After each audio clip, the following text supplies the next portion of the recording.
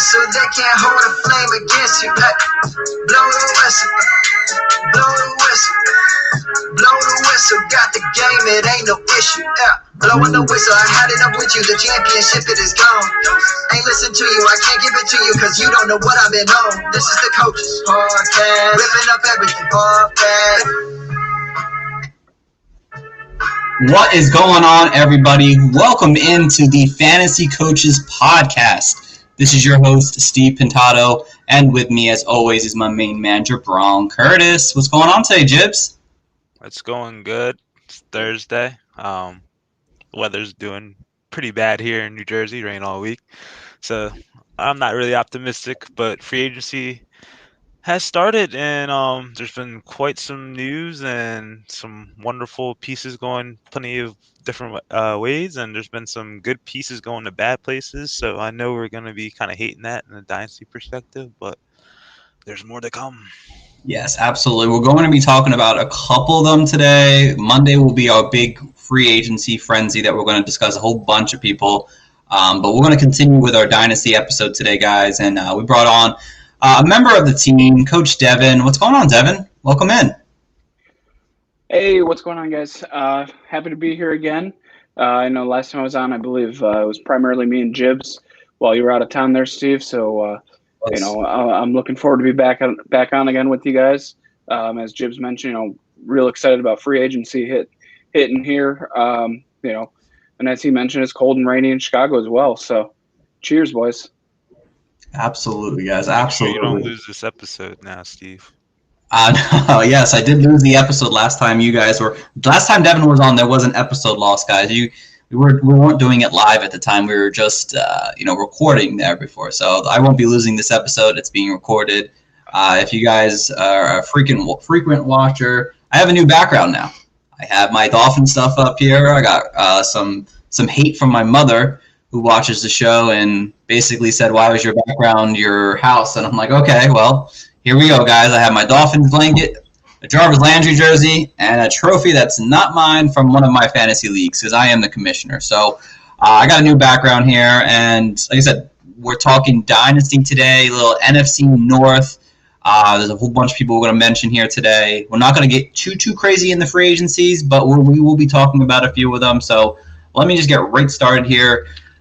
Just going to go over some of the minor releases and trades that kind of happened over the last couple days here now. Starting with this is like the mediocre releases like Marquise Lee, Darren Fells, Alshon Jeffrey, Marquise Goodwin all got released this week. Ryan Izzo got traded to the Texans for a 7th rounder. The Ravens traded for Josh Oliver from the Jaguars. So I believe it was for like a 6th rounder. Philip Lindsay is now an unrestricted free agent after the Broncos had decided to sign Mike Boone, which we'll talk about on Monday. So he has the ability to go wherever he wants without any issue. And the rest of the ones we're going to talk about are going to be related to the NFC North. So before we get started with that, the Dynasty question pod of the day. Guys, when it comes to age in terms of Dynasty, how much does that impact your decision on having these players on your team?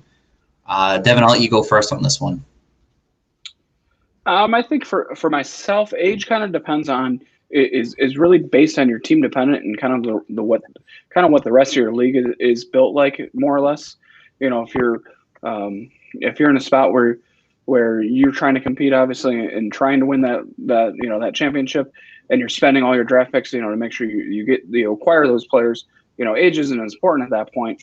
But if you're, really trying to turn that over into a rebuild, then obviously age is incredibly important. But I think you also need a good mix of the vets and of the aging players, so you can move for, the younger players at that point. Yeah, no, I think that's a pretty good explanation on how kind of age does work. Jibs, how much does that affect you, in terms of trading and everything like that? Well, Devin said it the best, but for me, it kind of depends on the position, of course. Like quarterbacks, you gotta have a long time. Running backs, you kind of want to get them off your team sooner than later. And then the wide receivers, it varies, but I don't really want someone. I don't want to acquire someone unless I'm a very competitive team in the league that's like over like maybe 30 or so. So yeah, that kind of influences like my opinion on players somewhat. But like you kind of think of it like buying groceries. You're like shopping for some bread. Like you're going through the shelves trying to get the one that's like the latest expiration date. You don't want to pick the one that's expiring in 2 days. So that's a good example of age in terms of fantasy football. You definitely want the younger, fresher, farther date away, so you can keep these guys on your dynasty team longer, guys. So like Devin and Jibs both said, I mean, it really depends on what you're looking for on your fantasy team, whether you're a competitor or you're a rebuild. Usually rebuilds will have the younger roster. The win now team might have the more older roster, and you just have to realize, running backs, they have that time frame in which they are great. Wide receivers, they also have that time frame, which is a little bit longer. And then quarterbacks, they clearly can last an entire 15 plus seasons, like guy like Tom Brady. So I mean, there are different things you have to look at when it comes to your own team and see where you are at, and that's how you should look at when it comes to age impact. So, all right, guys, great little question there of the day, guys. So now we're going to get into the Dynasty talk, guys. The NFC North, we've been doing all the divisions week by week here, and now we're talking about the North. And we're going to start with the, Detroit Lions here. And let me just pull up my, I left to make sure that I have the, where is it here? There it is, the Detroit Lions. Yes, I had to throw that in there before we start talking about them. So we're going to start about the quarterback situation. And clearly, if you guys have been following the offseason, they got a brand new quarterback now. And it's Jared Goff. Now, Jared Goff obviously came from the LA Rams after 4 years of somewhat mediocre play, but had some decent outings in terms of fantasy. What is his value moving forward now with the Lions? How do you guys value him? Devin? I've struggled with this one, still looking through, and obviously through the free agency, they've lost Marvin Jones, they've lost Kenny Galladay, which, is obviously a big loss, but they still have TJ Hawkinson there and DeAndre Swift, and they've acquired Jamal Williams, so I think the weapons could still be there for Jared Goff. I just think they're going to be in a different fashion than kind of what we're used to seeing with him, with using, Cooper Kupp and Robert Woods and a little bit of the tight end. And then, when Todd Gurley, RIP, when he was alive and well in LA there. So I think Goff is an interesting one. I'm probably putting him near like quarterback 20 in ranking wise for Dynasty at this point. I don't see him staying too long in Detroit. And I vision him probably grabbing Trey Lance. I think they're at 6, if I remember correctly, maybe 7. But that's where I'm kind of at. Yeah, no, I definitely love that take there a lot. Jibs, what about you, my friend? Jared Goff, my guy? What, yes or no? No, I was kind of clamoring over him last year, thinking that he could have a very progressive season, but he didn't. So I'm not really looking too optimistic for him. Like, I agree with Devin, probably like 18 to 22, depending on like what day of the week it is for me. And looking back, like his first 3 years of Rams were all right. Like, not the last year, of course, but like the first 2 years, I mean, from 2018 and 19, he threw over 4,000 yards in consecutive years. So we know the kid's not a slouch, but it kind of makes you wonder, was it like Sean McVay talking him up and all that good stuff? And now, like in Detroit, like he's kind of, the cupboard's empty. It's kind of like the Jets in the Midwest, if you want to think about it. Yeah, I'm kind of on par with you guys. I think I have him in terms of Dynasty right now in that 18 to 21 range right now. And again, he's still young, so he has a chance to still kind of rebound his career right now. But if you see where his situation is, that if the Lions do take that quarterback at 7, I mean, he's probably going to be somewhat of, I think, a journeyman. And I think you can look at him as a one step above Ryan Fitzpatrick in terms of longevity or so. I think he will turn into that if he can't stick it in Detroit here. I think he'll have opportunities over and over again to be a starter and then eventually just turn into a bridge quarterback. And I think, unfortunately, right now his time probably isn't the best time to sell him because his value is so low in fantasy. So I think with a guy like Jared Goff, I'm not high on him, and I think you wait until the regular season starts, and hopefully the Lions bring in some weapons for him, And if he does starts doing well there somehow, I think that's when you get rid of him off your team, because I don't see him having long-term success in this NFL, because he just hasn't been that productive. And unless he's throwing for 45 attempts a game, he wasn't really that great in fantasy. So I'm on the down train as well, guys, when it comes to Jared Goff. But there's definitely one guy I'm really high on as we switch over to the running back situation here, and it's a guy like DeAndre Swift going into his second year, someone who I've been actively trading for this offseason here. But guys, do you predict a breakout season for a guy like DeAndre Swift, and can he kind of get himself into that top 8 discussion moving forward? I'm going to mix it up now. Jibs, I'm going to let you go first. We're just saying like top 8 in the Dynasty. Top 8 Dynasty running backs. Yeah, I think he can.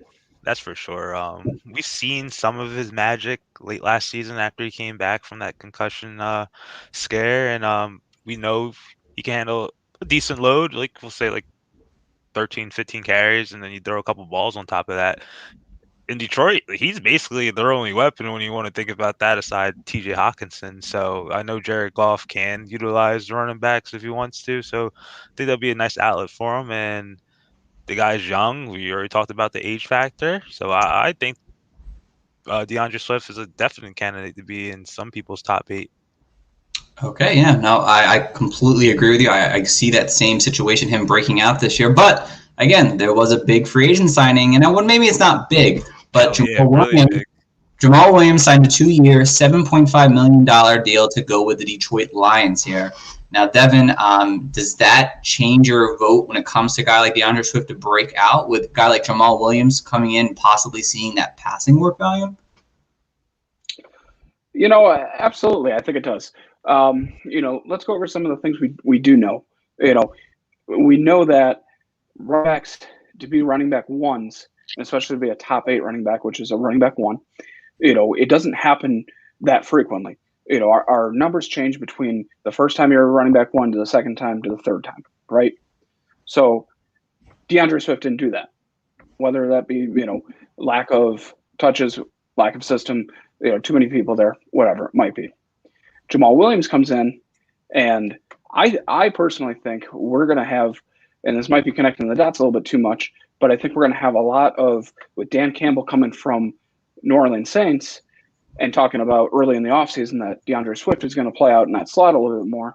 I think we're going to see potentially he's going to play that 2017 Alvin Kamara role, and Jamal Williams is going to play that 2017 Mark Ingram role.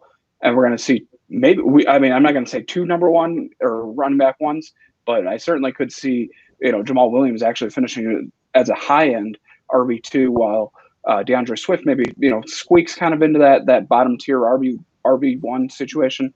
If not, definitely a very high-end RB2. I also want to point out that you misspelled Detroit. I just noticed that. Did I?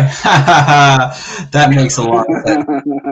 If you know who I am, and Jibs obviously knows me, we go way years back. I am the worst speller in the entire world. I'm not sure how I write articles sometimes, but yes, guys, the Riot Lions, guys, that's how they are right now. They're de-rioting. They're not doing anything right now. Your kneecaps off. They're taking kneecaps off. Yes, absolutely. That's why Dan Campbell's there. But no, that's a great analysis on Jamal Williams kind of entering that fold there. A little bold though, saying he's going to be an RB2, but I like it. In my own, analysis on it, I think DeAndre Swift has that potential to be a breakout candidate this year. And I think Jamal Williams comes in. Yeah, it might damage it just a slight bit, and I agree with your take on them maybe having that Saints kind of tandem in the backfield there. I like that. I think DeAndre Swift sees more of that, half points, full point PPR value instead of more of that standard value. So if you were playing standard, I wouldn't like him as much, because I think Jamal Williams does see a bit of the rushing and receiving role. But DeAndre Swift, I think with Jamal Williams there now, I think he doesn't have that opportunity, I don't think, now to be a top 5 back, but he still has that opportunity to still be a top 8 back, I think, personally.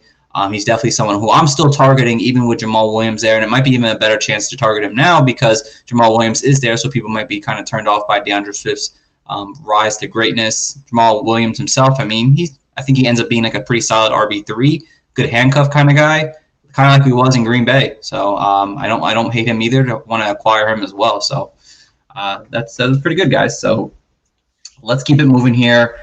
Let's see, where are we now? The wide receiver position now. And at this point, I think this might be a pretty quick one, but is there anyone current on the roster worth targeting? Is a guy like Quintez Cephas, who I think I hyped up a lot last year, does he do anything for you? Does a guy like Terrell Williams, who just signed there, do anything for you in fantasy to want to acquire them on the low, maybe? Devin, I'll let you go first. Yeah, I'm not really interested in too many of them. Quintez Cephas would be it, and that's about it on the current roster. I definitely, since they're not really active in free agency at this point, I think it's a foregone conclusion they're going to try and rebuild the position through the draft at this point. So I'm going to pass on the Detroit Lions receivers finally. After years of being in on Marvin Jones and Kenny. Yeah, absolutely, of course. Jibs, how about you, man? Someone's got to get the targets. Yeah, you know me. Yeah, I definitely think Quintez Cephas is an intriguing option, especially if you're just trying to build up your roster, just have a nice little stash. I don't know if he's probably acquired already, but like still a nice little buy low option or just an intriguing option you can speculate on. But hey, man, like Tyrell Williams, I know he ain't a flashy name, but like I'm sure he ain't gonna cost you that much to get. Like, would a 4th round do it for you?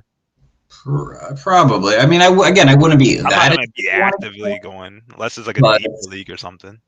Yeah, I mean, a 5th round pick will probably be best. I mean, not everyone plays 5 rounds in rookie drafts, but again, it doesn't intrigue me. But if I was a contender, yeah, maybe a 4th round does it. Maybe he sees 100 targets. There was a point in his career with the Chargers where he had a pretty decent season when he saw 100 plus targets.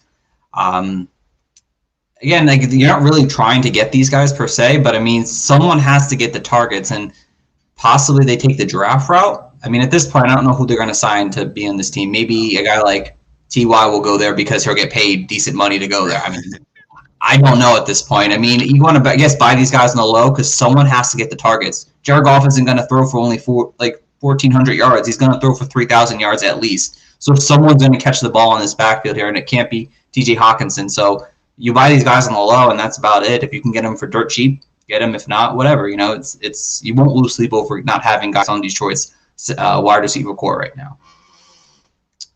All right, and speaking of T.J. Hawkinson, guys, I mean, pretty great season last year.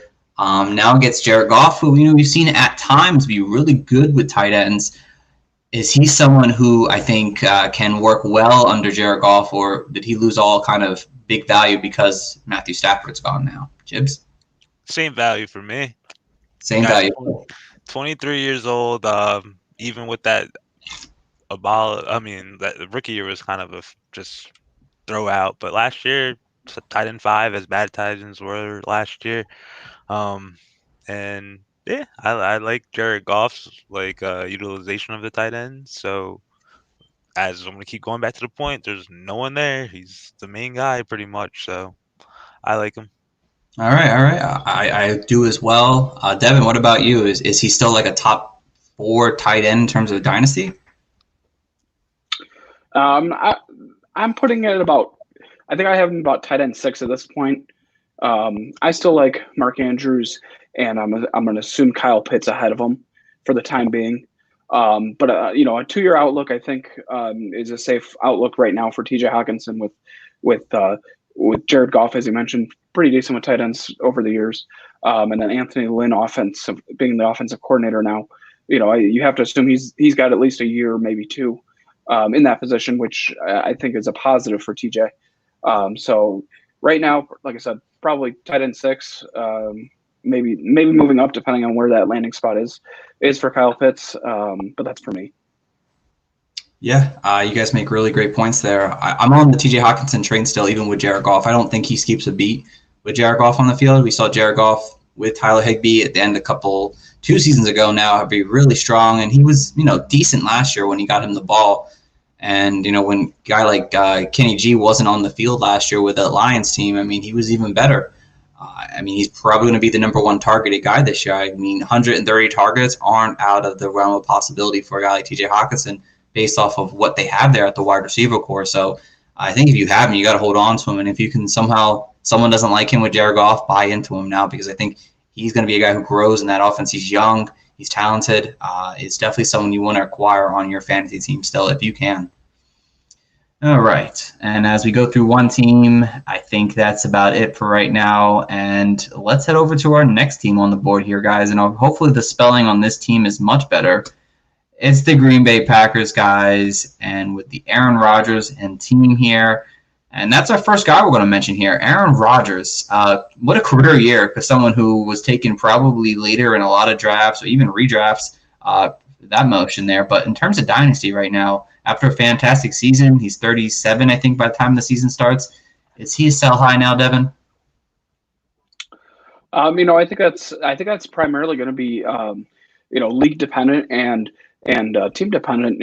If it's a super flex league, I think you absolutely can, assuming that you're, in a position to do that. If it's also a 2 quarterback league, same thing. In a single quarterback league, I feel like you can, if you feel like you want to, go for it. Otherwise, I think you don't have to. I think you probably have another 2 years minimum, and I think he can turn around and have another good year again this year. Yeah, no, definitely well said there. And Jibs, what about you? Aaron Rodgers, you hold on to him. If you sell him, what do you sell him for? Well, I think that's a bad question for me. I'm not really a super flex player, but I'll answer it. You can just tell me if you like Aaron Rodgers or still. Is he still someone over the next 2 seasons you want? Oh yeah, this guy literally throws 3 touchdowns a game, man, and so be it. He has a game or 2 in a year where he just has 1 touchdown and he kind of looks miserable. But with the weapons he has, or just Devonte Adams, and he still has Aaron Jones, I'm very fully confident that he could kind of sustain what he had last year. Yeah, no, I'm on the Aaron Rodgers whole train. I know he had a fantastic season, and there's been times where he only throws 25 touchdowns on an average at some points during his career here. But I think he's got the right offense around him. He's got the run game we're going to talk about in a second. He's got Devonte Adams. Hopefully they bring somebody else in this offense here, and they play in probably one of the easier divisions right now in terms of the defenses they have to play every single week here. But he's just definitely someone you want to hold on to and just continue to ride out, honestly. I mean, you could sell high on him, but it just doesn't really make sense. I think you want to hold on to him. And especially if you're a contender, ready to win now, there's no reason to sell him. Just ride him out because he's probably got at least another 3 or 4 seasons left in him. Honestly, Devin, it'd be real interesting next year if, the Packers want to move on and Aaron Rodgers heads over to Chicago maybe for a couple seasons there. I would absolutely love that. As a Bears fan who's been face. tormented by Packers quarterbacks for the last, how old am I? 28. So for the last 28 years at least, I absolutely would love that. That would be fantastic. He's kind of one of those players where I'm actually probably more willing to ride him out into the sunset, if you may, rather than sell early on that one. You have a generational type quarterback where, basically it's him or Brady. Those would be your 2 that I'm willing to do that with. So that's kind of where I'm at, with A-Rod. Yeah, no, definitely. If you guys don't follow Devin on Twitter, you definitely have to. He posts his he stopped now. He stopped today. I saw that. He was posting, I think he was on day 64 of his please trade Deshaun Watson or Russell Wilson to Chicago move, and then I stopped yesterday. We made it to day 69. 69. How ironic. It was a perfect day to stop, but we got to about, I think it was about 64 days, and then I started adding Russell Wilson into it, and we're just gonna stop there. Yeah, no. Hopefully something good happens for you, but we'll talk about your quarterback situation in a second. Jibs, Real quick, what would you sell him for? I didn't mention that. What would I sell him for? I'd probably want a first-round pick back at least a first-rounder in terms of superflex leagues. Obviously, 1 quarterback leagues, it really just doesn't make sense. You're not going to get the value you want, but at least if you're in a superflex league and you want to sell on Rodgers, I think a first-round pick and maybe a player back, you probably won't get a quarterback per se back, but maybe you could get a first and maybe Jordan Love, get that back. I would definitely take that. If you're looking to rebuild at least, I think that would be your best value. I think a first-round pick is fair enough because of his age and how many more seasons he really has left in him. Who knows? So at least the first is at minimum. Maybe if I get Jordan Love out of it too, hold on to them too and see what I can do for the future. So thank you for getting me there, Jibs. All right. And going over to the running back situation, we had a different discussion almost, and it was about maybe A.J. Dillon and his breakout possible season here. Well, Saturday afternoon or Sunday afternoon, Aaron Jones signed a 4-year deal, $48 million to come back to Green Bay. So Jim's going to start with you on this one here. What does this new duo look like? Are these guys is Aaron Jones ascending to a top 5? Does A.J. Dillon make an impact on this duo team now in Green Bay? Yeah, I think he does, just because it's historically, and I think Devin probably could just kind of relate to this. The Green Bay Packers, whoever the coach has been, whether it's LaFleur or it's been McCarthy, they've been deploying that 2-back system, and I just think even though Aaron Jones has been pretty much just a touchdown grabbing machine and just kind of being an efficient runner with the Green Bay Packers, Jamal Williams still got 30% of the touches. He almost 30% of the touches the last 2 years. So I think A.J. Dillon will definitely make do with that. I don't know if A.J. Dillon could be a superstar, low-end RB2. Probably not, but maybe he concedes some work to him in the red zone, or maybe some things on close third down yardage situations like that. But I don't think it's a super jump that Aaron Jones is going to go to top 5 option in 2021. Yeah, no. You said they're great. And Devin, what is your thoughts on the whole Green Bay situation now? Are these guys valuable pieces you're moving forward with? Yeah, I think Jib's kind of mentioned that well. Aaron Jones, I'm kind of looking to move on from if I can, just because it's more of a philosophy on my side of things for the way to approach running back position. I'm more of a 2 to 3 year, 2 to 4 year type of guy. If I can get them that rookie year, great. If they're good at that point, and if I could just move on from them, basically the year before or right as that second new contract signed, especially if it's a second or a running back moving on to a new team getting a new contract, that's especially a time where I'm looking to move on. But at the same time, I'm also happy to hang on to Aaron Jones at this point if I already have him, and then probably move him in the middle of the season if I can. Or, maybe in the next couple. With A.J. Dillon, so I accidentally made a trade this week, sending the 101 in the rookie draft for A.J. Dillon. So when I offered it, I'm sitting on the 101, sitting on the 102, and I'm thinking, okay, it's a 2-quarterback league. I've got Josh Allen and I've got Daniel Jones. Pretty happy with that situation, but I would I'm happy with getting either Trevor Lawrence or one of the, Zach Wilson or Justin Fields, whatever that might be. So, and I needed, I'm bad team looking to rebuild, so when it was looking like A.J. Dillon was going to be the running back, and Aaron Jones was going to sign with Miami, I went and sent a offer of the 101 for the 103 plus A.J. Dillon. Thought it was a great deal. I was going to be real happy. I can, he can have Trevor Lawrence or whoever he wants. Maybe I get lucky and get Trevor Lawrence plus A.J. Dillon. It'd be great. As soon as Aaron Jones signed, I did not go back and cancel the trade because I forgot all about it. And within minutes or hours, maybe, guy accepts the trade. So I sent A.J. Dillon for Trevor Lawrence in the 103. So check your trades, boys and girls. Yes, I remember that trade going down there, man. You had the option to return it, man, but you stuck to your. I know, but that's I offered it, man. That's who I am as a fantasy player and a fantasy manager. I believe in fantasy karma, and something's going to happen to him. Exactly. I mean, hey, you made if the trade was accepted the day before, you would have been thrilled, and then boom, damn, I made a bad trade. It is what it is, But go back and check your trades out. Make sure you don't let them. Oh, if you're on a sleeper, guys, make sure you put bombs on your trades. After that, you can always redo it again. So, yeah, Devin, that is a fail of a trade there. But hey, if you're happy with it and you can move forward with it, that's all that matters right now. So, but you guys both made great points on both Aaron Jones and A.J. Dillon. I mean, Aaron Jones, to me personally, guys, I think he's turning into a top 8 back right now. I think he's got another 2 or 3 seasons in him because you see what he's been doing. He hasn't had a 250-yard carry season, so he's got trend on his tires still. And I think without Jamal Williams there, Aaron Jones takes pretty much the whole workload in terms of the passing volume. So he's going to have a really great passing volume floor. I think he is in the range of probably around 70, 75 targets this season because A.J. Dillon isn't going to be a catcher. He's going to be a runner. He might lose goal line carries to A.J. Dillon, But Aaron Jones is going to be a top probably 7 back this coming season here, and he's probably going to be like that over the next couple of seasons here. I'd want to hold on to him. In terms of A.J. Dillon, I like A.J. Dillon. I think he's someone that now that people are like upset that he's not going to be the starter here now, I want to buy into A.J. Dillon now because folks are upset that they spent big on him like Devin did, and they're upset now. And maybe you send a second-round pick for him right now and try to acquire him on your team. Because if you think of it like this, does Aaron Jones take his 4-year deal? Does he play the whole thing? We really don't know. And there's a chance he doesn't, especially if Aaron Rodgers goes away. They might just say, let's go young at this point now.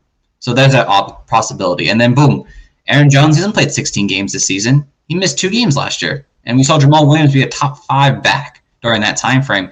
So A.J. Dillon, I think, will get his opportunity. He may not be what we wanted him to be a month ago, a week ago, 2 days ago, whatever it was. But I think he has an opportunity to see longevity in his career here still and be that Tony Pollard, Alexander Madison right now and have that opportunity. When it's his time, he's going to excel. And I think that's why you want to go and acquire a guy like that right now. All right. And heading over to the wide receiver core here now. Devonte Adams, guys. I mean, there's not much to say Devonte Adams. I mean, I've had him, Jib's had him, maybe Devin, you've had him on your Dynasty teams. I love him. I'd buy all the Devonte Adams shares I could have bought last year. I wish I did. But now after a fantastic season, he's 28 years old. He hasn't played a full 16 season in 4 years now. Is he a sell high now? Or is he one of those guys you hold on to and just say, screw it? Devin, I'll let you go first. Yeah, as you mentioned, I have a lot of shares of Devonte Adams. It seemed like last year he was actually going pretty late in startup dynasties, which was kind of wild. This year actually seems like I've only done one so far. It's going even later. I think I got him in like the 3rd round, which seemed ridiculous. I'm not selling him if I don't have to, although I'm probably monitoring the situation and more or less trying to sell before Aaron Rodgers is away from the Packers. Because I think you're going to see a huge drop in value as soon as Aaron Rodgers is gone, and at that point, the receiver position isn't quite like the quarterback position where it's as difficult to kind of fill. And so with Aaron Rodgers, like I mentioned, I'm willing to really ride that one into the sunset. Devonte Adams, as much as I like him and have enjoyed owning or managing him as a player, I've done, I'm probably needing to reload as quickly as I can. Yeah, no, couldn't say it better there myself there. Jibs, what about you? I know you love Devonte Adams, man. Oh, I love that. I know you do. I really love that guy. For me, I am holding him for another year and some change. And I'll say a year and a change because with Aaron Rodgers probably going to be like 39 in 2 years, I feel like you probably could capitalize sometime mid-season or at some point before the trade deadline in 2022-23 season to kind of pick that like poison pill and probably get like a aspiring younger player. But yeah, the guy was wide receiver 1 last year. He catch 77% of his passes, 18 touchdowns, missed 2 games, by the way. You probably could have scored 400 points last year if he played a whole 16 games. I know like that hasn't been like his clean built of health the last 4 or 5 years, but my God, this guy's phenomenal. I love this guy. Yes, I am on the same boat of Devonte Adams is a god. And league and red zone targets too. He sure did. He led a lot of things. He was fantastic this past season. He missed a couple. He even missed a couple games. If I'm not mistaken, I think he missed a game or two during like 2 weeks 3 and 4. But I mean, 2 of the last 3 seasons, he's had 150 targets, 1,300 yards, 13 touchdowns. That's someone I want on my fantasy team. And to me, I think, yeah, you could sell high on him and try to get the best value, but I think what you get doesn't match what Devonte Adams can do over his probably next 2 seasons here, and I want that on my fantasy team. We saw Julio Jones up until his age of, let's say, 31 or so, be amazing. That means that's 3 more years of Devonte Adams. I'll take it and just kind of ride Devonte Adams into the sunset and hope that he can be at least somewhat productive over the next 2 seasons at least to give me an opportunity to win championships. Now, if you're rebuilding, maybe that's a different story, but again, he's a guy who's going to put your team over the top week in and week out, and he's got Aaron Rodgers with him. You have to kind of hold on to him. You could sell high, but at this point, I think you just kind of ride a guy like Devonte Adams to the sunset. So All right, and staying in this wide receiver core real quick here, Allen Lazard, MVS. I mean, I don't know if the Packers are going to draft a guy. Are these guys you want to buy low on, or you just don't really care to have the wide receiver 2 for the Packers right now? Jibs, I'll let you go first. Kind of really don't want him after like the last 2 years. It's been trying to get that like second wide receiver. We don't know if the Packers are going to be aggressive and try to get whoever is left on the wide receiver market. Cough, cough, Juju. But I know they're not like the most I guess like thrifty franchise, so I don't expect them to spend top dollar for him, maybe on a 1-year contract. But like if I had a choice out of MVS or Lazard, I'm taking MVS, just like the sheer deep ball ability I saw last year on with him and Aaron Rodgers, just making impactful plays, just like 1 or 2 chances a game. I'd rather have that kind of upside than Alan Lazard just getting 4 or 5 grabs and maybe dropping a ball or 2. There's not really much going on there for me. Yeah, it's like, when it comes to turns to these guys here. But Devin, what are your thoughts on the situation? I actually much prefer Alan Lazard to MVS. Don't really have any real data behind that as to why. I just really liked in 2018.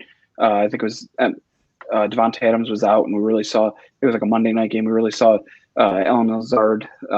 Looked like he was starting to get peppered with targets late in the fourth quarter. And then in 2020, there last year, he had the abdominal injury and didn't really quite get to see the field the entire time. So I think it's just Alan Lazard at this point for myself. And it really just seems like honestly the Packers kind of seem like they're just trolling Aaron Rodgers. Not even sniffing around with any of the free agents that we've heard, at least so far, or for receivers. And, I assume they're going to go through the draft, but again, maybe they don't want to. Yeah, no, it's definitely an interesting situation of what the Packers are doing with that number 2 wide receiver right now, because, I mean, MVS at this point, I think we know him as a deep threat guy, and he'll have his game where he goes 2 for 200 yards and 2 touchdowns. That's just kind of what he is at this point. Alan Lazard, I mean, he started really hot last season, and then he got that injury, and then came back and just kind of wasn't the same. We really never had that explosive game that we wanted to see from him as the wide receiver 2 when Devonte Adams was going nuts still. So, I mean, again, I'm not really attempting to want to get either one of these guys right now. I think they're the 3rd or 4th option on their teams right now, because I think the guy we'll talk about in a second will have a better value still. I just don't see either of these guys being a big value in terms of Dynasty right now. I think Alan Lazard still has a chance, and if you could buy low on that, like a 3rd or a 4th, yeah, do it. MVS, I think at this point, you kind of know what he is, and you just don't want to have that headache on your team. Let someone else deal with that on a week-to-week basis. So, at this point, the wide receiver 2 on the Packers are situation going on right now. So, but the true number 2 pass catcher wasn't a wide receiver this past year. It was a tight end, and it was Robert Tonyan, who kind of had a crazy breakout season. But are you buying into that breakout season here moving forward, going into his 4th season he actually was in, and as a restricted free agent, I think at this moment here. So, Devin, are you buying into the Robert Tonyan, or is it time to get him off? As you mentioned, yeah, he's going. I think it was in his 4th season. Certainly, I had never heard of him before last year, to be completely frank with you. So it seemed like when he was kind of breaking out, it was like, wow, this rookie's unbelievably good, and he's going to be so great. Would love to have him everywhere I can. And then I looked him up a little bit further and go, oh, he's not a rookie, and he's actually, I think he's 25 or 26 years old. So that's a bit disappointing, we're going to say. But I'm absolutely buying Robert Tonyan wherever I can. The unfortunate issue that I've been running into is I think a lot of people are holding value a little bit higher than I'm really kind of worth, that I want to put in kind of to invest into that situation, where I'd rather go for, maybe someone who's a little bit more established, spend up a little bit more and get the Mark Andrews, or probably that's about the only one.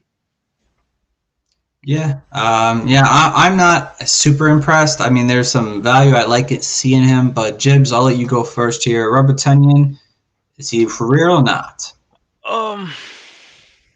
I don't think I'm like for like a buy sell perspective. Like if I have him holding him, I'm not gonna buy it into like last year's results. I guess I'm kind of slighted due to like the Tyler Higbee dilemma last year, seeing him just kind of kill it down the stretch and then lay a goose egg. But I know he plays with Aaron Rodgers, so he may not be like Tyler Higbee, but the results are there last year. Like if he's going to be the second option for Aaron Rodgers, I don't see second or third option for Aaron Rodgers. I see value there, but I don't think he could kind of replicate what he did last year. Like the guy had like a 3 touchdown game. Like I love that guy too. Kind of won me a week, but yeah, he's a 4 catch guy. He scores a touchdown. Is good. It's a good tight end, but I don't think it's like someone that you should be coveted as like a top 7 option in Dynasty. Yeah, I think he's more of a top 12 option still. I mean, you could say top 10 maybe too. Again, the touchdowns have to regress, I think. He had 11 last year. I don't see him having 11 this year. But again, you never know. He could end up being the number 2 option on this team. But again, he's still a restricted free agent. And the fact that he hasn't signed it yet or hasn't re-signed with the team gives me some kind of worry that, like, hey, why would you have not re-signed this guy yet? You're signing all these other people. Why is Robert Tonyan not re-signed yet? So it's definitely a little – they tendered him, yeah, but doesn't he have to sign it at some point? I don't really know how that works, to be honest. I don't know how it works either. But again, if he hasn't, the fact that he hasn't say, "Oh, I'm back with the Packers" at this point, definitely gives me some kind of caution right now with his value. Because is it Aaron Rodgers doing it for him, or is it just that he's actually really good? And I don't know still. Again, we only have one season to really show his value there. But with Aaron Rodgers with tight ends, I mean, over the last 12 seasons, and yes, I went back 12 seasons. I mean, they've averaged 465 yards and 4 touchdowns. We had that Jermichael Finley back in the early days kind of boost that up, and there were times like a guy who had scored 8, someone who had 700 yards here and there. But I'm not necessarily buying into it. But if he comes back and there's no one, they don't bring another wide receiver in to compete, I'm into him again. But for right now, I mean, I'd be looking to either sell off or hold on to him at this point because I'm not really trying to buy a guy like that right now because I don't know if he's going to see another fantastic season. So that's kind of how I see it. On the tendering part, it doesn't if it's a second round tender, doesn't the team have to pay a second round compensation to order to sign him? I think that's true. Yes, they do. That's why it's on a market. Mm-hmm. Yes, and I believe I could be wrong about this, but I believe restricted free agents have a little bit different time frame window than the unrestricted free agents as far as. They have a certain date to sign it by, and I think teams actually more or less prefer that, because I mean, if the Packers could get a second round pick for him, I think they would be happy with that. That's what I'm saying. That's why I'm a little concerned about what they value him as. So we'll see. He's someone you either hold on to or sell off. I think at this point. So, all right, moving over to the Chicago Bears, and that's Devin's hometown favorite team.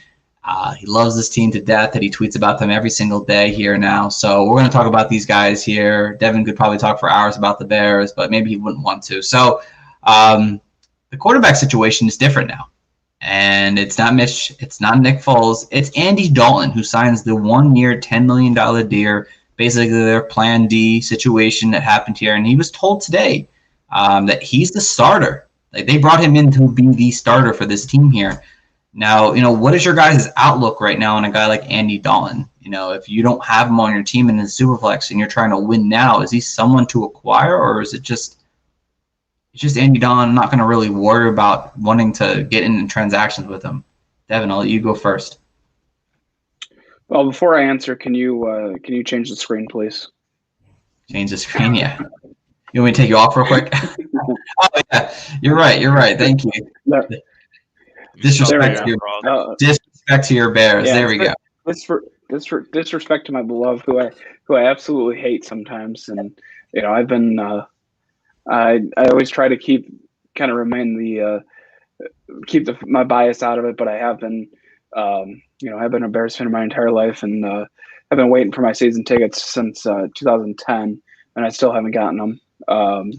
Just a long list of the smallest stadium in the league, so that's just kind of how it works.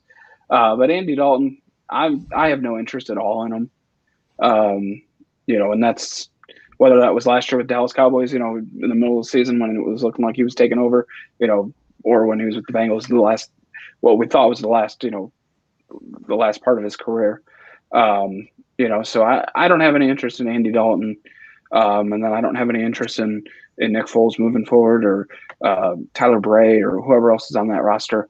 I have to assume that at this point the plan is to acquire someone via the draft. Whether that means that pick 20, I assume that means they're going to have to move up in the draft to do so. And probably is going to use, a player like Anthony Miller, or I don't know, Kyle Fuller or Akeem Hicks on the defensive side of the ball. Use one of those guys to pair up with their number 20 to move up to, maybe at 15 probably. I could see the Patriots being a trade partner there. So that's just kind of where I'm at. Completely out on the quarterback position, and then going to transition from there, actually. So. All right. That's the in-depth analysis of Andy Dalton. Jibs, are you on Andy Dalton, or, it is what it is? Peace. I couldn't have said it better myself, my friend. The guy's going to get you 18 touchdowns, barely 3,000 yards. He's probably going to have literally an even ratio, probably touchdown to interception. So step in the right direction, maybe for Nagy, try to save his job. But like Devin said, they still have work to do. Very much so. Yeah, I mean, if you have him, I think at this point, Andy Dalton can give you several QB2 performances most of the season. But I mean, maybe, hey, if they sign Kenny G, Allen Robinson, I mean, that could be an interesting situation there. But I think at this point, until that actually happens, you kind of just hold on to Andy Dalton and see if he can give you that week-to-week, QB2 numbers at this point, because that's all he's going to do. He's not going to be a guy who's going to be a consistent QB1, but he'll give you solid QB2 numbers. And just breaking news here, we're going to take a little bit of a break from the Bears. Rashard Perriman signed a one-year deal with the Detroit Lions. Any interest in that? All right, guys. Well, it's not much interest. No. I mean, I'll quickly spell something out here. I mean, yeah. I mean, if he's out there on free agency, maybe people would just kind of give up on him. Yeah, if you have him, kind of hold on to him because he could provide something. You never know. That's all I can tell you, that he might see a target share. But I mean, there's really nothing else to say about Rashard Perriman. He signed with the Lions, and that's kind of all it is. So, bye-bye, Rashard Perriman from the Jets. Hello, Rashard Perriman to the Lions. And let's go over the next guy here. And it's the running back core. We're going to go right to the running back core at this point now. Dave Montgomery had a fantastic end of season that you could wish for. Probably won so many people their championships. But is it for real? Jibs, me, probably. I don't know. Is it for real?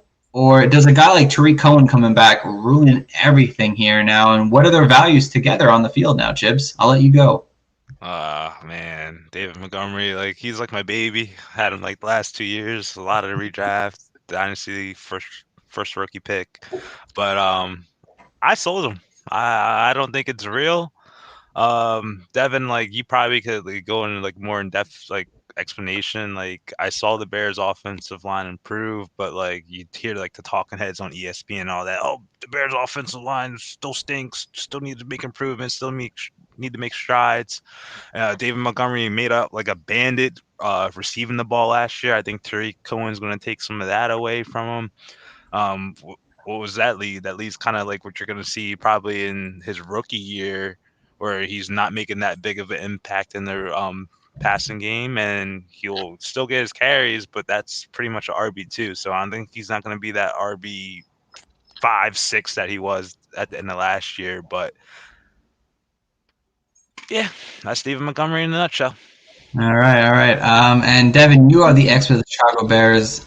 Are you liking this combo together in terms of Dynasty right now? Or are these players, Dave Montgomery and Tariq Cohen, are they buys? Are they sells right now? Do you expect them to be relevant enough for you wanting to have them on your team?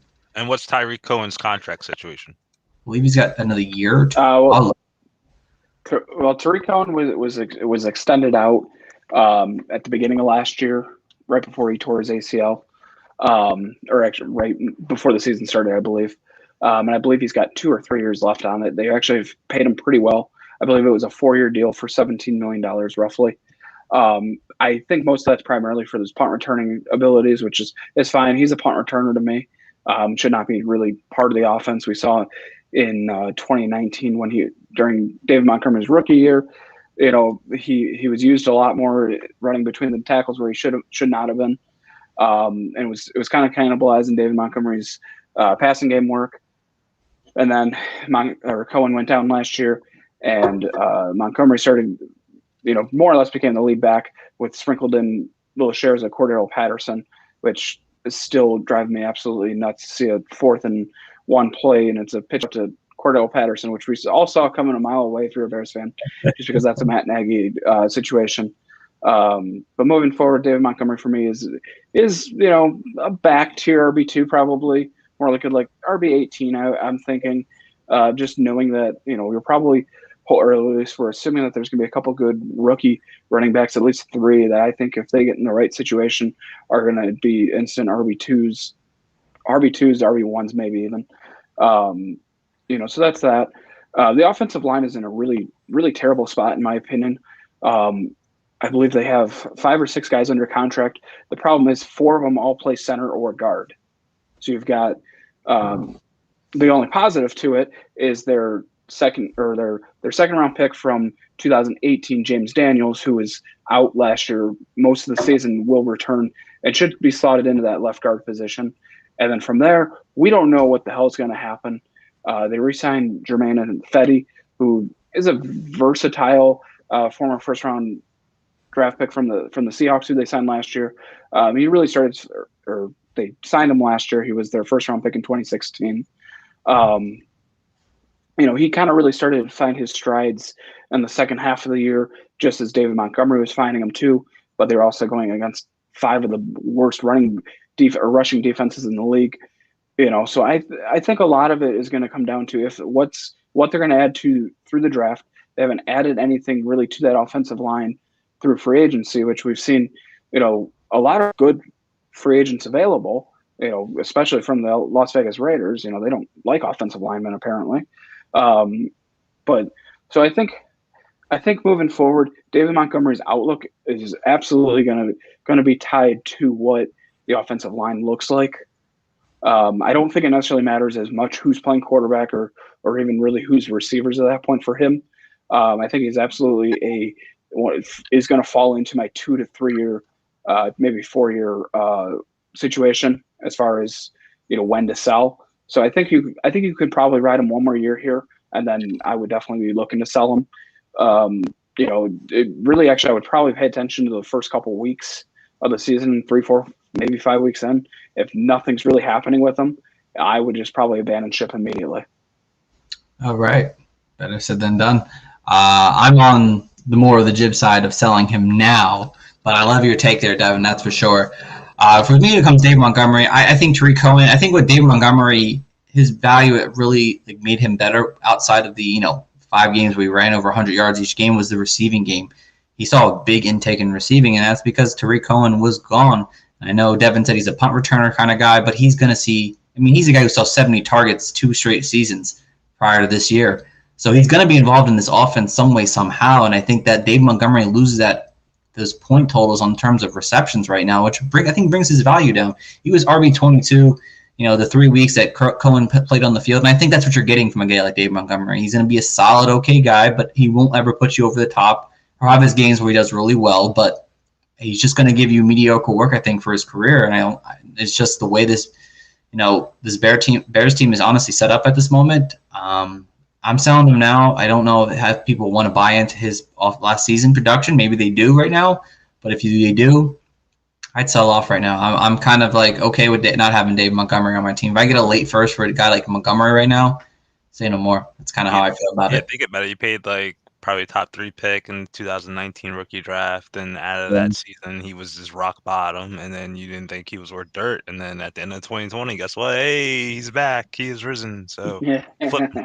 He had a 3.8 yards per carry the first 8 games, and he went to a 5.1. That just doesn't happen overnight. You played easy defenses that got you over the top. So I'm not buying into that hype. So all right, over to the wide receivers core now. We're going to leave Allen Robinson alone for just now because we don't know what's going to happen with him. He may not be there. But a guy like Darrell Mooney, rookie last year, who I know, Devin, I'm sure you know very well, he kind of, he played really well for a rookie that kind of went quiet for a lot of, quiet last year because he was on the Bears. But, is he someone who can take the next step going into next year? Maybe with a guy like Andy Dalton, Devin? I think a lot of that's going to come down to. I think a lot of it's going to come down to what Allen Robinson really is doing, or what. I mean, we saw Kenny Golladay was visiting him today. If Kenny Golladay signs, I don't think there's really much of a whole lot of hope for Darnell Mooney there. If Allen Robinson is around, which I expect him to be. I mean, as soon as you're franchise tag, there's not much you as a player can do with it, other than sign your tender and play, or sit out and get fined and move on. So I think Darnell Mooney was a guy that a lot of people had him a little bit higher in the draft, expecting him to go a little bit higher. And, he kind of fell to that 5th round, and I think they found some value there. But unfortunately, I don't think it's anything more than just value. And I think he's a little bit more of a role player rather than, a bona fide number one. All right. Couldn't have said it better myself. Jips, what about you? Are you feeling the Mooney rise? I wouldn't say like rise, but his outlook and his value definitely it rose from the start of the 2020 season. I know he didn't have like great quarterback play, and I don't think Andy Dalton's just the remedy to that either. But we know what the Allen Robinson situation is. Like, he's pretty much 1 foot in, 1 foot out the door, if you're asking me, in my eyes. So there's something to be had with Darnell Mooney. I think he played a pretty good role for what he did last year. Nothing too great, but like with Al Robinson leaving town, like he could be that guy moving forward for the Bears, and that's something you want to strike on sooner than later. Yeah, I'm kind of on the side of wanting Mooney. I liked his talent when I watched a bunch of Bears games this past season. I don't know why I was watching Bears games, but I was for some reason. And I like what I was able to see out of him. His in and outs, his speed of burst there, I think will fit well in this offense at some point. Again, he may not see that wide receiver 1 value this coming season here with Allen Robinson staying, but if Robinson's gone after the following year, I think this is the time to buy into a guy like that now, while his value is kind of slowly rising until I think next year, where it could just shoot up right away like a Gabriel Davis situation.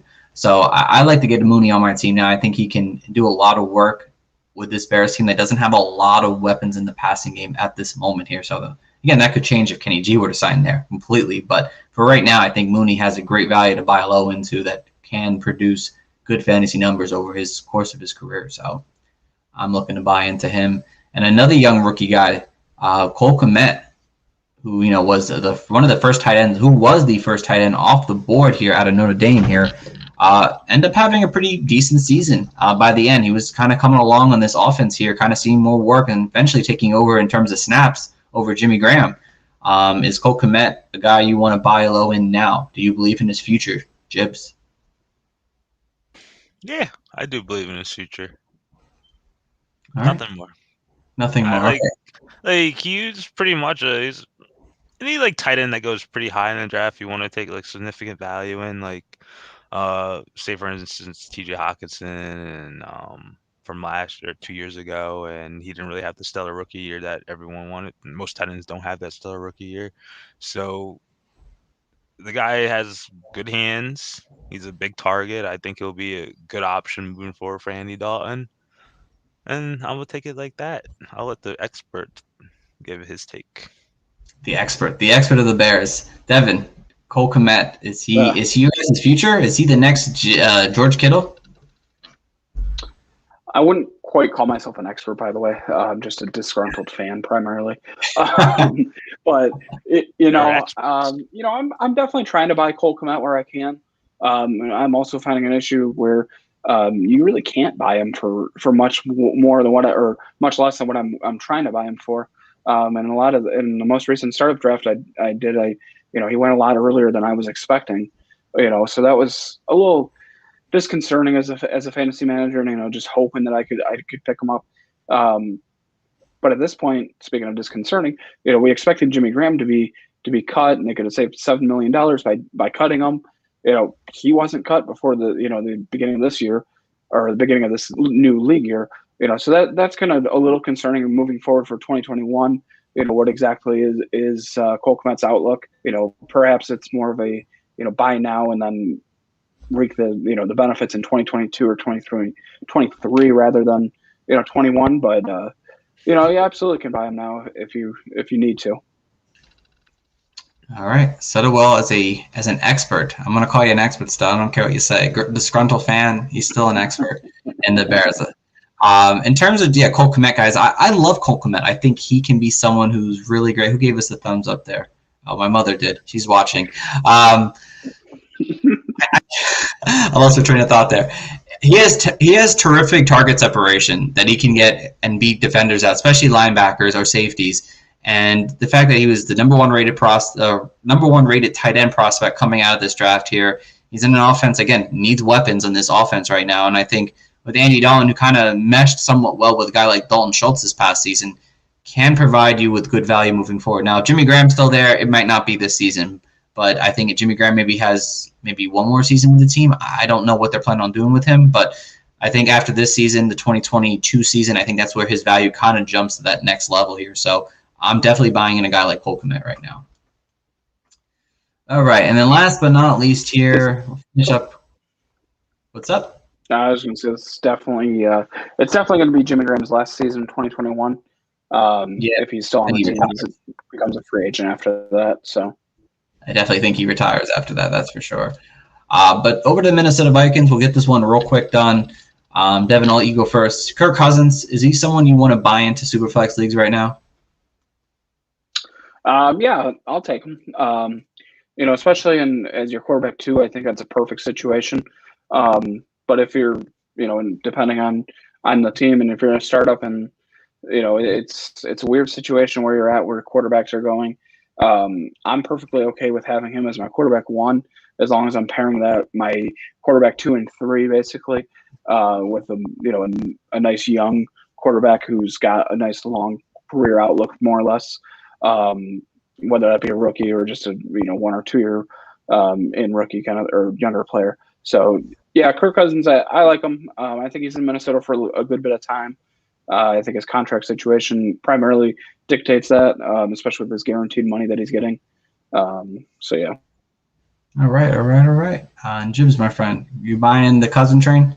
Yes, and it kind of sounds awkward to say, thinking Kirk Cousins, you want him on your team. I know, he's been kind of thrown through the muck. But if I really needed to rely on someone outside the top 10 quarterbacks, he'd probably be my best bet from weeks 8 into the end of the season last year. He threw 2+ touchdowns in 8 out of 10 games.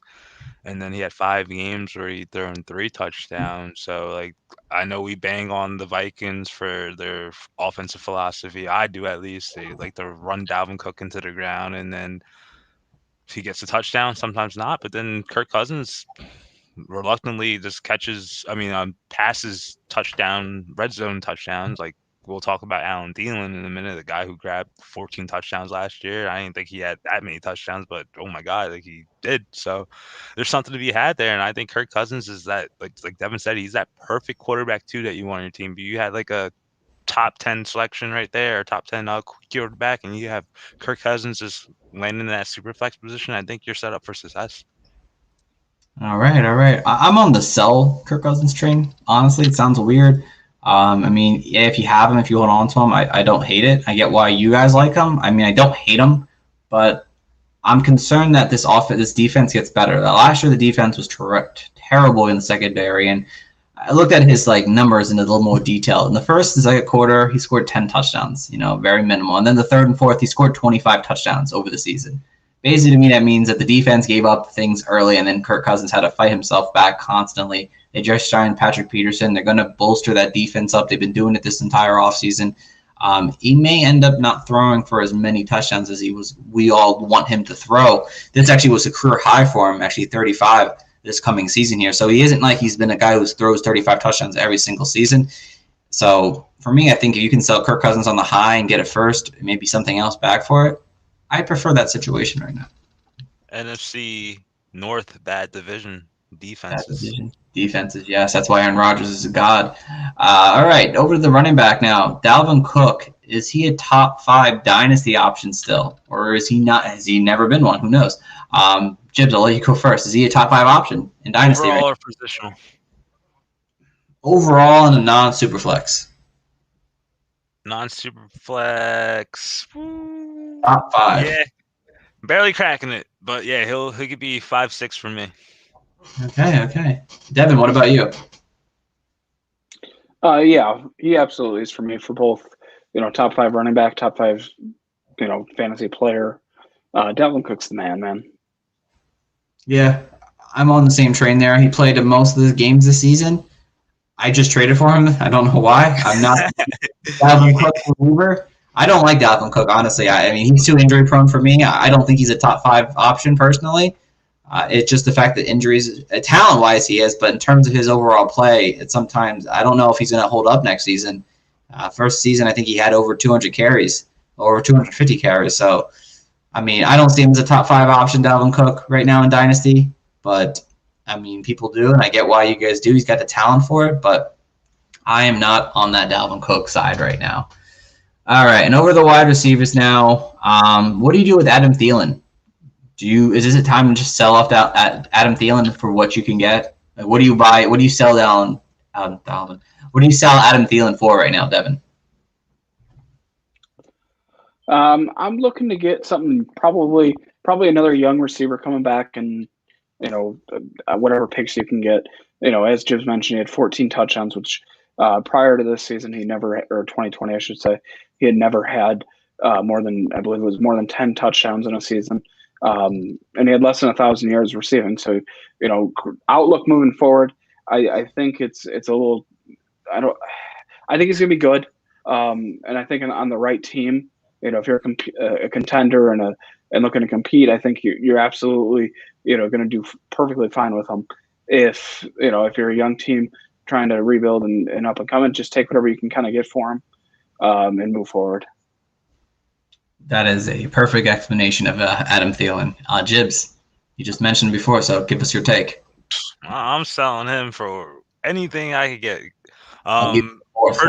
Personally, for me, like I'm not like looking to acquire him. Like I'm not really high on Adam Thielen, but like I just know like maybe a lot of people think like me, and like if Adam Thielen is presented a trade, they're not going to be like, oh yeah, I want to get him. There's not going to be that many people lined up. But for a guy who scored 29 touchdowns over the last 3 seasons, been a top 12 PPR wide receiver the last 3 out of 4 seasons, like you could get some value from him. You're not going to get anything that's going to be crazy, but like we mentioned earlier, just the age factor for me, like 30 years old plus for me and wide receivers is kind of like your time's done on my team. So I'm willing to sell him. If I need to add him on the trade to get something even more expensive, I'll definitely do it. So I think the time's nigh. Justin Jefferson's the future. Hold on 1 second, guys. Just gotta move this. Jibs knows what I'm doing. Yeah, I'm off the. I want to sell Adam Thielen as much as I can. I mean, I don't think he's going to be a wide receiver 1 ever again in terms of dynasty, in a season at least anyway. And he might not even be a wide receiver 2 anymore. There's so many good wide receivers nowadays. He might not fit in that wide receiver 2 category anymore. If I could sell him, I would love to. Again, his value is weird right now. People might not want to buy into him, but if you could still get a first for a guy like Adam Thielen right now, guys. I would do it. The touchdowns are one thing, which is great, but they're going to have to throw as many touchdowns they're going to have to throw years as we move forward with the defense possibly getting better. I don't know. So that's kind of why I'm kind of off the Adam Thielen train right now myself. So one thing I want to point out with Adam Thielen, potentially if someone's not willing to give up that, really much for you, or, trying to get, especially if you're trying to get a first round pick, maybe at this point it's worth trying to get a 2023 first round pick. Just flat out forget that 2021 and 2022 pick and go for that 2023 class that is looking like it's going to be a fantastic class. And, people are obviously a lot more, willing to kind of give up those picks 2 years in advance rather than, just this coming, 2021 pick. Right now, it's the hottest the picks are worth at this point. That Love is that true. take. 2023s are people will love to just throw them away like they're like rappers. All right. So let's over to the last guy here, Justin Jefferson. Is he really? A lot of people have him as the number one wide receiver in Dynasty right now. Is he the number one wide receiver in Dynasty in your eyes? No. No. Devin? No, he's not number one. I've got him. It depends on, but I took him at well, actually, I did take him as the number one receiver off the board not too terribly long ago, just because I wanted to share. But he's my wide receiver 3 right now, just because of age. I mean, he's going to be 22 this coming season. Yeah, I kind of agree. I mean, one season isn't going to put him at number one for me. I know people have been doing that. I know maybe people think a little differently in terms of their rankings. I'm not going to let one season dictate the guy to be the number one guy. It just doesn't happen like that. I mean, I don't know if this passing team will continue to be elite always. So I can't put him at number one. I think he's at 7 for me. But, I mean, the kid's fantastic coming into this past season here. I mean, he was on fire after week 3. I mean, he was wide receiver 3 at that point. Teams are going to learn about him a little bit more. They're going to have time to prep for him this offseason here. He's going to be a great wide receiver in this league, but he's not number one overall, guys. Do not do that. And if someone's willing to give you bread and butter for him at 1 overall, sell him. So that's how I see it. But obviously, you don't want to hold on to a guy like that. But hey, if someone's willing to give you the crop for him, do it. All right, and last but not least, what was the last but not least here? Oh, yeah. Irv Smith Jr., guys. He has the starting role now because Kyle Rudolph is no longer with the Minnesota Vikings. So Irv Smith Jr., does he rise into a possible top 5 dynasty option now? In your eyes, Devin?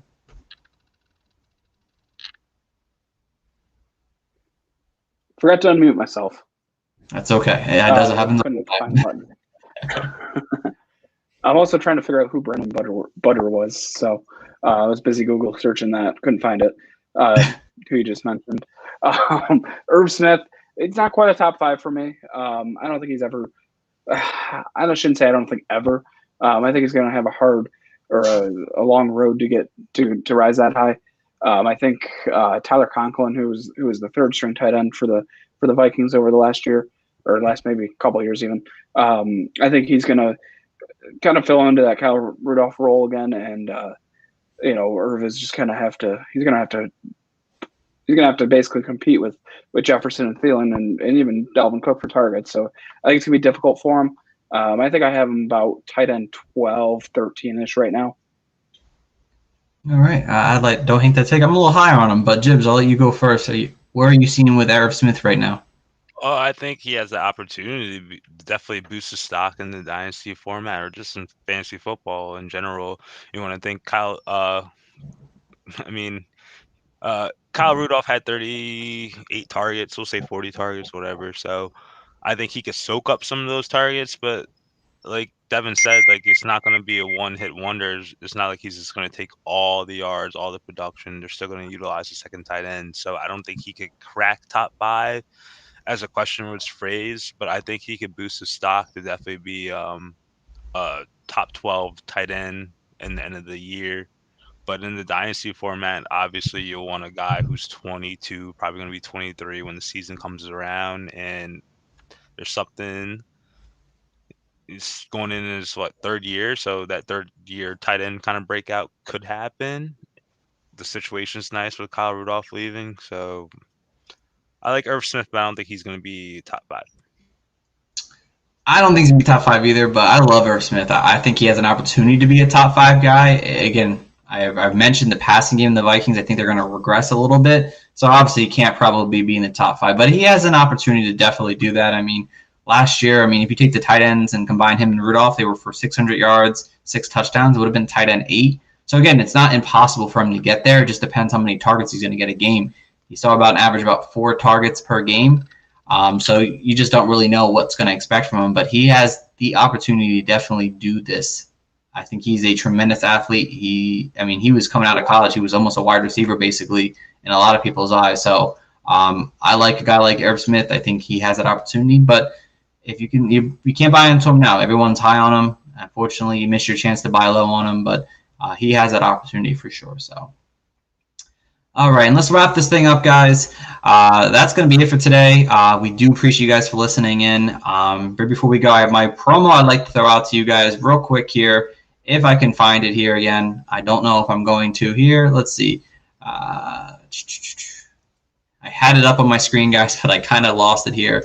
All right, so yeah, guys, we're partnering up with the Real Fantasy Football League here. And basically what it is, it's like real world meets fantasy football. These guys are hosting 2 separate leagues here that you can win prize money and a trophy, or actually not trophy, but a belt to be involved in this league here. You just go to our website at www.thefantasycoaches.com, and what they're going to do is you're going to be in either an auction or a regular league here, and you're going to get flown out to Charles, LA for the draft. You'll be on the podcast, and they're going to just monitor you guys all season long, like almost like real fantasy, real football kind of, and it's going to be a lot of cool and fun. They talk to me a lot about it.